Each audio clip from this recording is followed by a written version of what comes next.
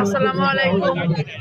আমরা বয়রাপুর ঢাকা বেড়াইতে আসছি পরশ শরীফ দরবারে। তো অনেক বাড়িতেই এই দরবার, অনেক বাড়ি আমরা মোট এক দরবারে আসছি, সবাই মেলা খাইতেছি।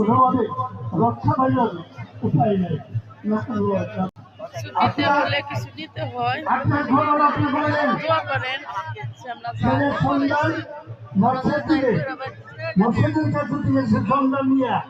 আট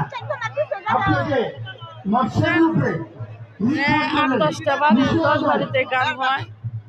যদি কেউ আপনারা হাত ধরতে চান তাহলে এই বয়রাপুর আসবেন, প্রতি বছরে একটিবার করে।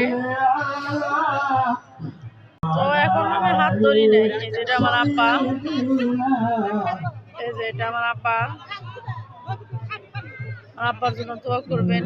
আমার আব্বা